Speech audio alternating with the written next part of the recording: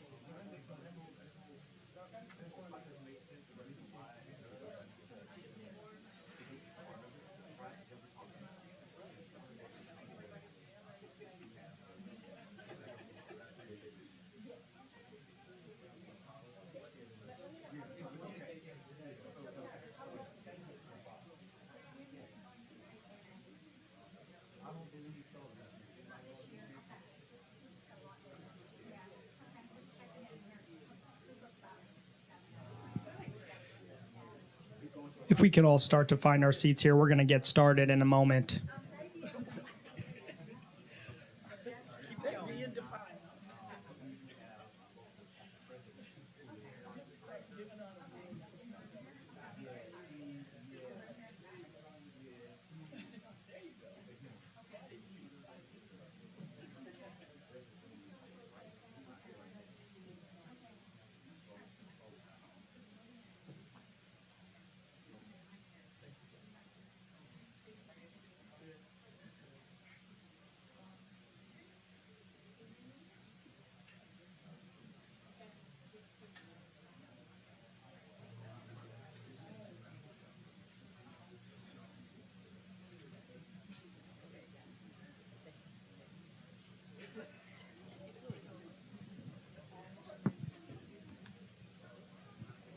This is the better marker, by the way. This is good. Just left a message. I called her and I was like, version 1 is the version you need to go off of. Right. She said what happened was her computer started acting funky, so then she like tried to move them over to version 2, and I was like, no, Yeah. version 1. No, we like one. So I was like, yes. So she said her and Matt are meeting in like an hour, and I was like, Matt knows what we want to do. Yeah, we so just when need that you're table. done, send it. He knows what that new table is supposed to look like. Okay. Then we should be good.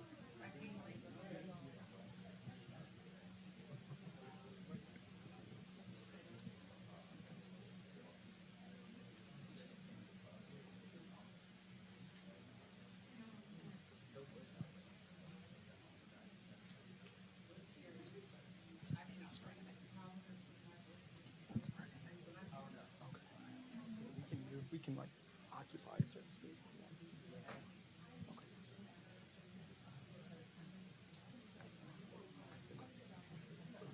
Okay, I'll do that. I'll go there. Yeah.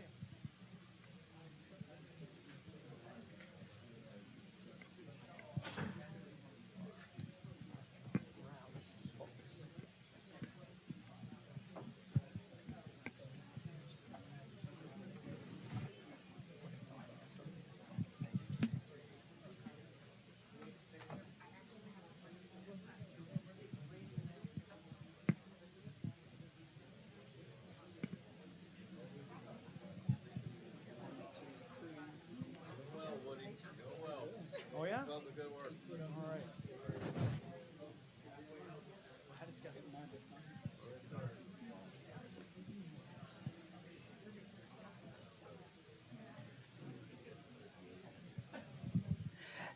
Y'all, if we could go ahead and take our seats, please. We want to get started and make sure we stay on schedule. Thank you.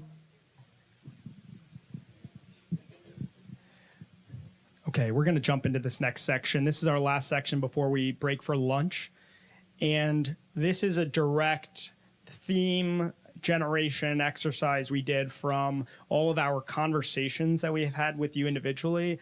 And we bucketed these to show you generally what is council's thoughts with regard to the county operation, the current state of the just industry itself. And so what we want to do is just talk to you about county's theme observations and then the county leadership's theme observations. And so what we have listed here is we just call these positive sentiments. What did council members say that we considered positive sentiments today and in this month of 2025?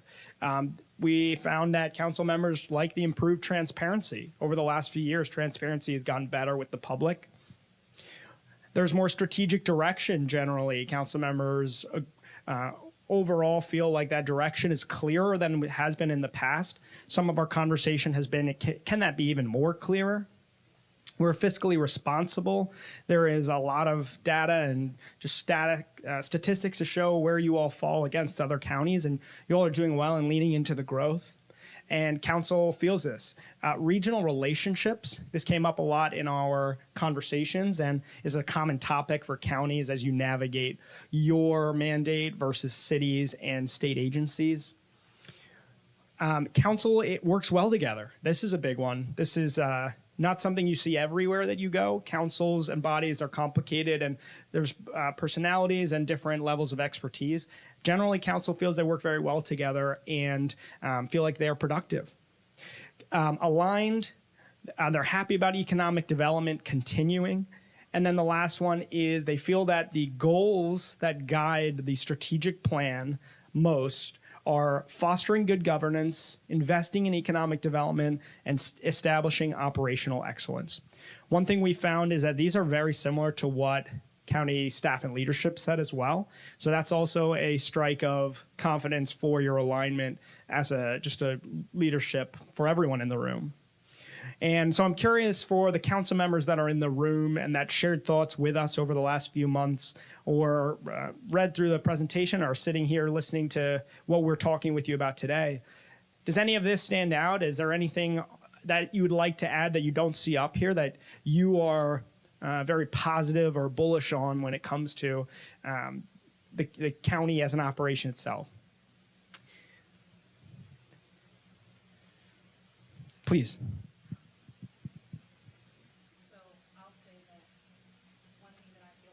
About is that there are, from a council perspective, processes that we have created or standardized in terms of how we operate that I think make us run more efficiently. There's some things that used to be managed in a more ad hoc fashion that now are more deliberate.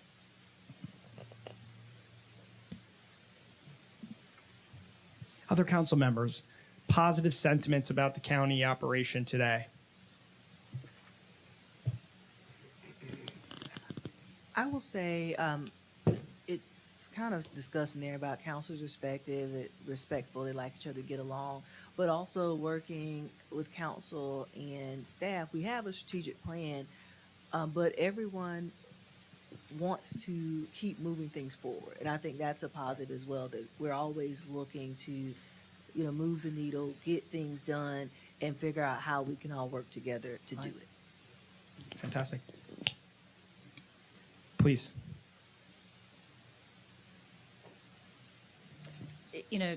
For a lot of us, this is, well, for all of the council members, this is our part-time job. And so we rely on the staff here that are full-time employees. And I always think of the phrase, personnel is policy. And so as much as we have an amazing staff where we have searched for the best person for the job, I mean, that really has shown for me over the past, 7 years, but definitely the past 3 to 5 years for sure. So just wanted to say that. Great.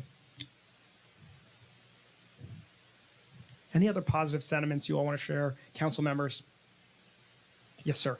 I'd say we did a decent job of respectfully disagreeing. Okay. Love it. Improvements or needs, improvement, challenge areas, if you will. These are just the other end of the coin, right? We talked about positive sentiments, what council generally agrees on. These are the items that crossed all of our conversations council also generally agrees on areas to improve. Continually educating the public as to what you all are charged with, what's your mandate, what you have control over, or areas you can impact change. Balancing prioritization for a growing population. It's been mentioned a few times earlier today, and I think we'll see that work its way into the plan this afternoon too. How do you choose what you would like to go towards when you can't choose everything? Long-range planning, council members already mentioned this as well.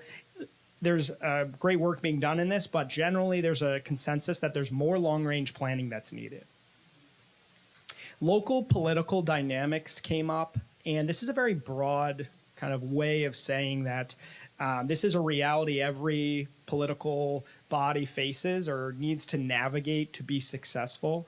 And so while we have this as an improvement or a challenge area, that's a very common just industry challenge that you all as a council will face. And so we wanted to make sure to include this so as not to say that there is issues there, but more that you all understand that your place in those conversations is one you have to navigate on a day-to-day basis, and that's helpful.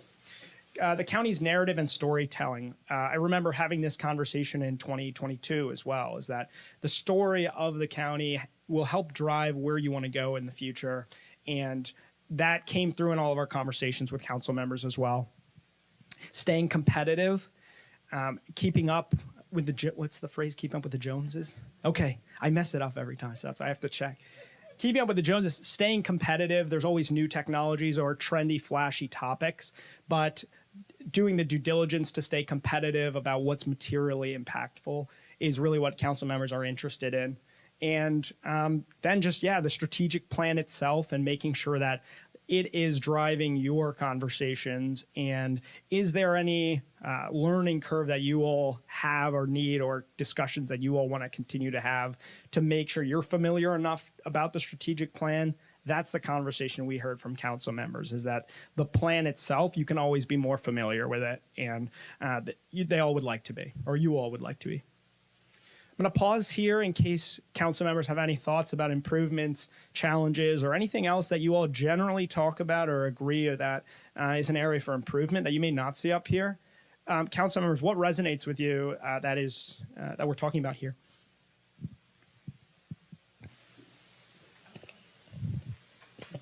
So I think it's for me in this area right here is very simple.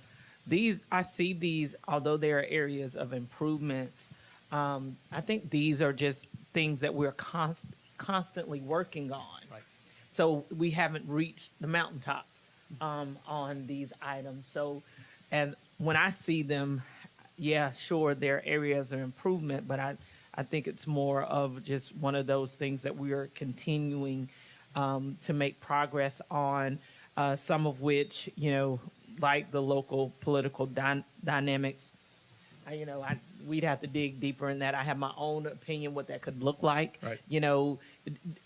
Does that mean, and I don't know, the intent, but, does it mean that we do more engaging with our state and federal government? I think, again, we've already started that conversation. We've already, start to move the needle there. Right. So Great point. I don't want to repeat myself, but these are just things that are in progress. Right.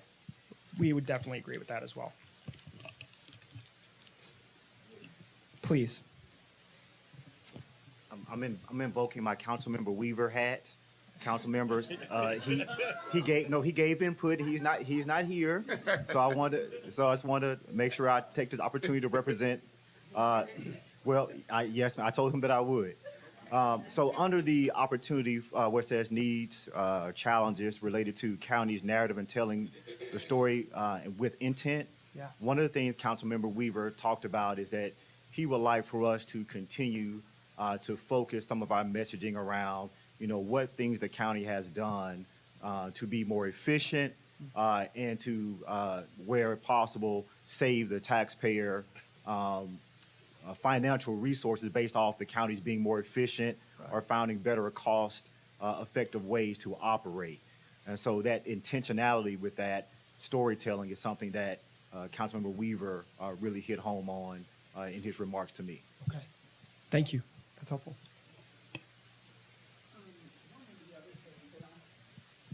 I don't know whether it's, you can put it under challenges, but I would consider it frustrations. And I want to thank Attorney Wright for keeping us grounded on this, is when we do have those stories that come out that are negatively impact us, you know, hence we're all being sued for something. And we are not able to address it. And it's not that we can't, but addressing it then opens us up for further criticism, further lawsuits or whatever. And that can be extremely frustrating. And just sharing that, and Patrick's number one job is keeping me out of jail. Councilman. Yeah, I think we could probably look for more opportunities for partnerships and collaboration with other municipalities and Definitely. bodies that we do. Can you hear me now? No? Yeah. I think we need to look for more opportunities for partnerships and collaboration with various other governmental entities, you know. Right. Opportunities for partnerships, collaboration. Yeah, definitely. Okay. Thank you, councilors. We're going to change here to talk a bit about what we heard from county leadership. Same topics, positive sentiments and opportunities for improvement.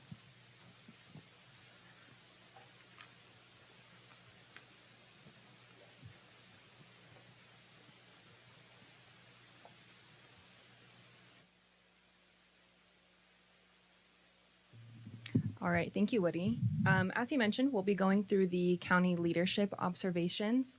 To get to this point, we conducted some various types of interviews. We did one-on-ones. We also did focus groups, and there were about 16 people involved in those discussions. From this, we gleaned the positive sentiments, so we'll go through them. Some of them already mentioned, like Woody said, there's a lot of alignment. So first, we have the professionalism and responsiveness between county council and leadership being strong on both sides. We also have county leadership actively referencing the strategic goals and aligning those cohesively across the county. We have these institutional and geographic assets that are recognized, which really support the economy and development. And this includes universities that were also mentioned earlier in discussion, Fort Jackson, State Capitol. We have the riverfront and some of these incoming manufacturing and other economic development opportunities. We also have communication and effectiveness is at its best for county council and county leadership. We have the county positioning itself as a leading community in the state with a vision being long-lasting. And this is also discussed and reflected in your current vision statement, which I think really spoke to how well you all are doing. We also have leadership providing opportunities for staff to develop, and this is reflected in some of those training and work benefit opportunities. There's a strengthening industrial sector for the county, which you all are expected to benefit from, and this is going to enhance some of the property values and contribute to a more resilient community. Lastly, for the positive sentiments, we have staff are able to do good work and operate autonomously, which drives operational success. I think really highlighting that autonomous nature of the work and having that freedom while also really making positive impact is something that was talked about a lot in the conversations. So following suit, we'll give you all an opportunity to discuss or share what resonated with you most from these.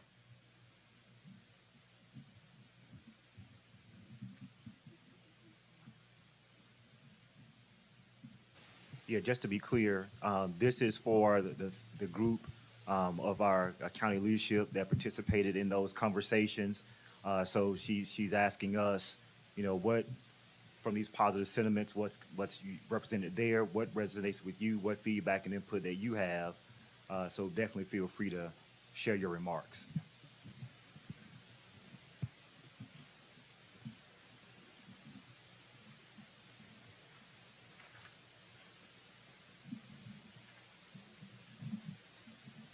Madam Chair, can we call on people if they don't raise their hand? No, ma'am, we will not do that today. It's not part of this deal.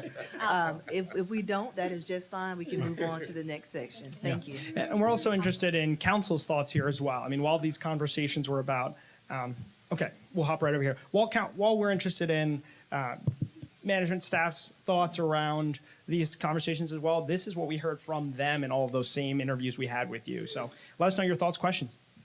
We're going to go right over here to the comment. Yeah, thank you. I have noticed throughout the county in my interaction with other departments, and the one thing that I focus in on is leadership provides the opportunities for success through training and increased work benefits. It's noticed throughout the county, especially for employees, how much the investment in the employee has been in the recent past and the work benefits. It's noticeable. People comment on it. It's brought up quite frequently in my circles. Thank you.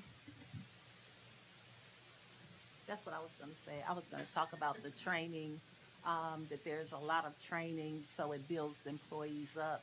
So there's really no excuse because we do have the knowledge, so we're able to do a better job. So that's a great thing.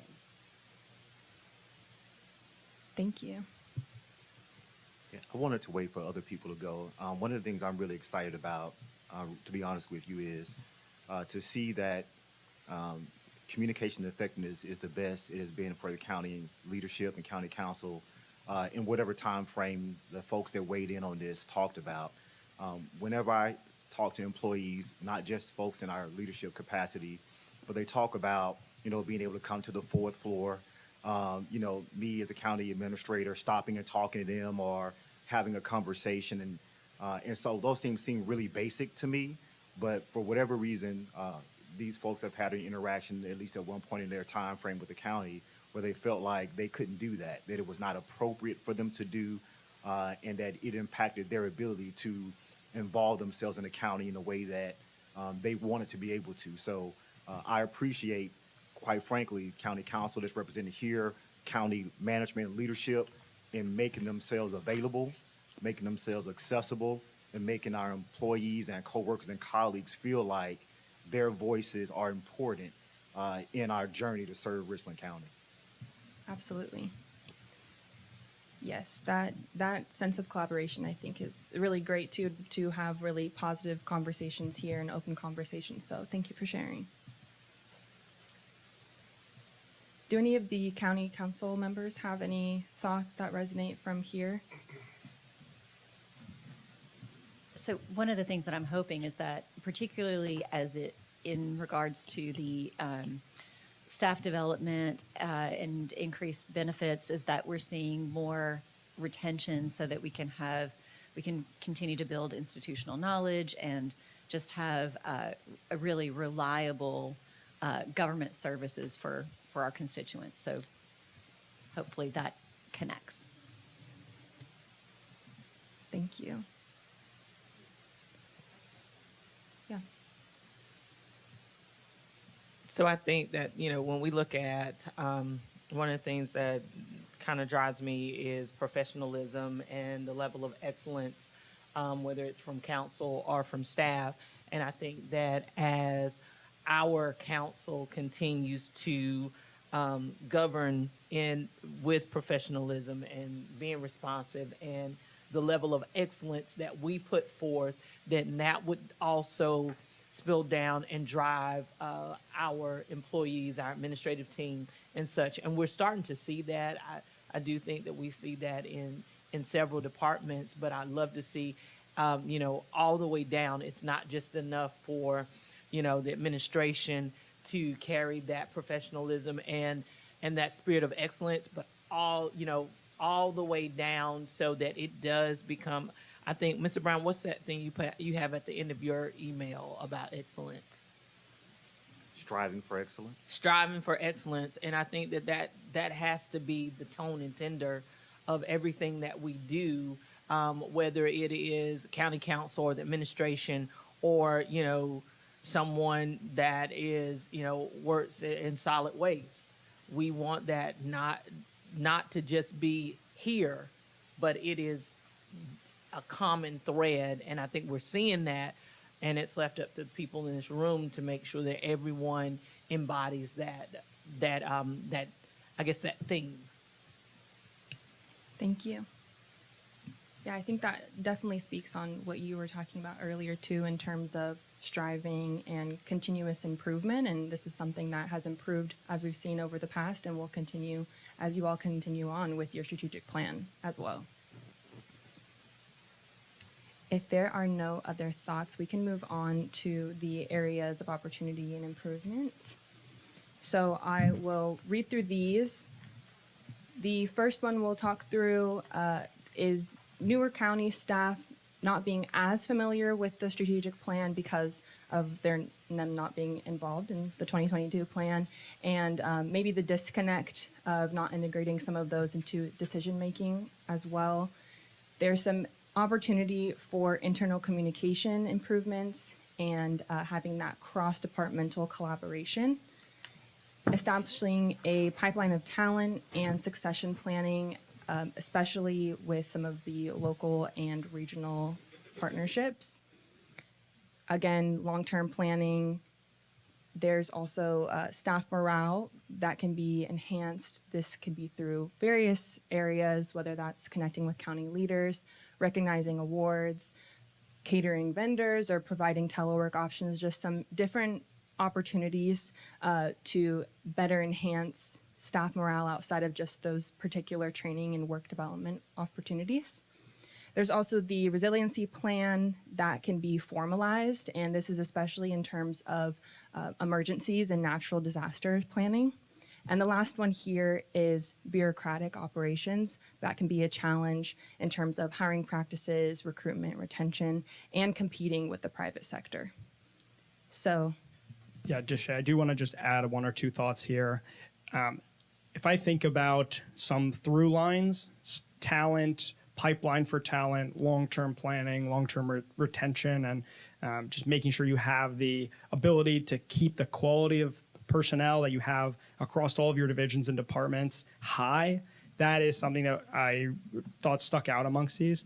I do want to ice cube some of these because while they're listed as improvements or needed challenges, for council members, for everyone in the room, we see these often. And so I would be always interested in any of your thoughts as to why there may be a very valid reason to why that is going to continue to be a challenge. For instance, if I think about a bureaucratic operation, it's just a way of describing what may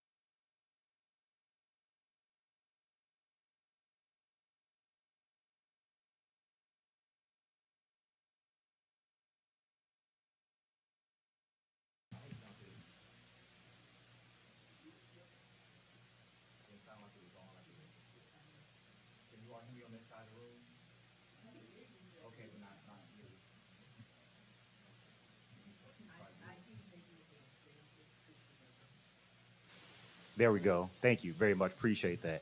So one of the things that is a good example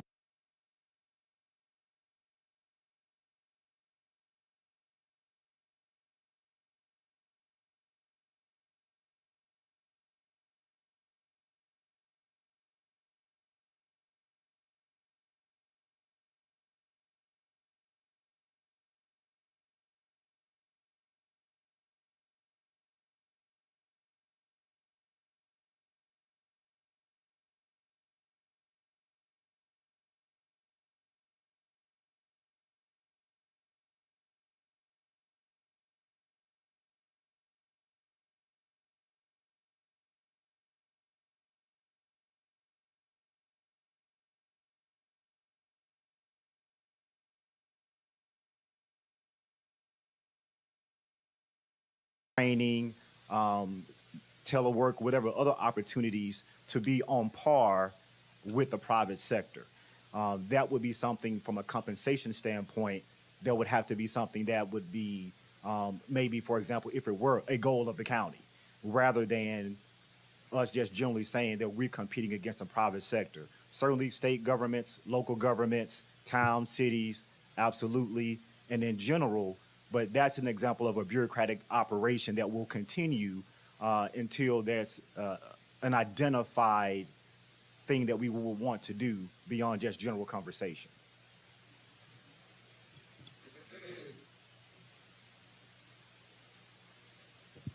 I'll jump on that too, because when I saw the word compete, I was literally wrote down why and do we want to, because I'm never worked private sector. I've been in local government because I truly enjoy local government. And so I think it's also that reframe. Sometimes people come into local government and expect it to be the private sector.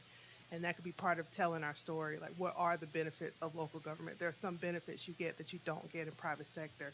There's the direct impact that you could potentially have on the community. And I think sometimes we don't sell the good parts of working in local government, and that we're never going to compete with the private sector. We're never, I could go somewhere else to do planning and make different money, but I don't want to do that. And so I think sometimes we need to do a better job, even with recruiting of talent, of the people who want to do that type of public service as well. And that could just be an opportunity that we haven't thought of before.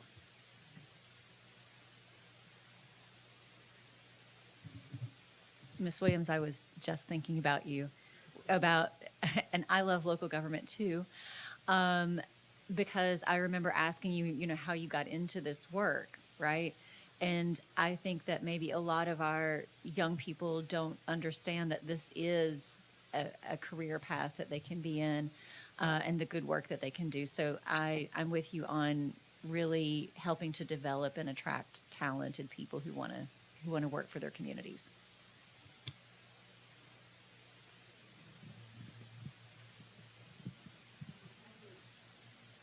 I can definitely agree with those sentiments. I've worked some in private sector and at the university, and I could tell you just going into the university, coming across people who really love what they did and did not really care about how much money they were making. I noticed it immediately, like, oh, these people really like their work. They would almost do it for free. And I agree that just finding those people is very important. And with so many colleges and universities in the area, maybe leveraging those people that are coming right out and wanting to find a job, and just maybe that could be an opportunity where we seek out the people who are right here. It would be costly for them to move. Can they stay in the area and work for us? Kayla made a good point that to Councilmember Teresia's point and to yours as well, in that this is kind of part of your telling your story as well, and that there's a lot of buckets to telling your story, and one of them would probably be, I'm curious your thoughts if you agree on that, talking about what it means to be in public life and public sector and be a public sector professional. And so just wanted to share that thought, add on there.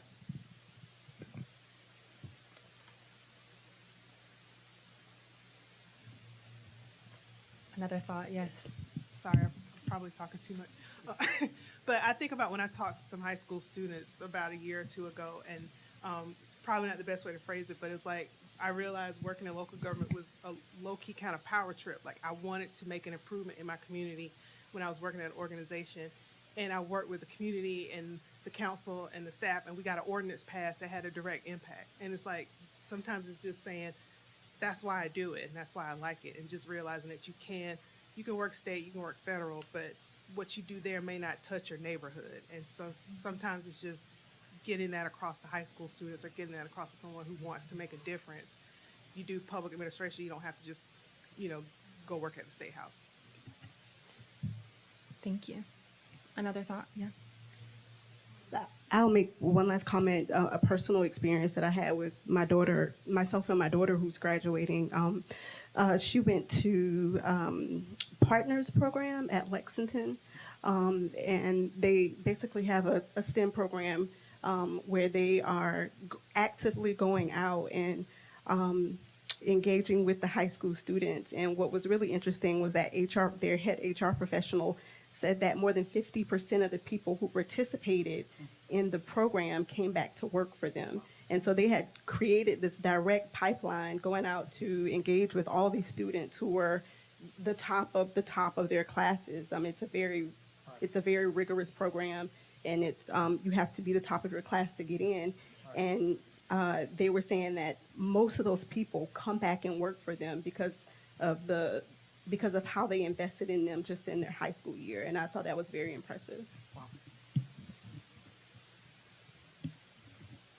We're going to go ahead and move towards one more comment. Okay, please, sir. Last comment, then we're going to break here. Yes. So one of the things I wanted just to point out too, I was looking at when we talk about staff morale.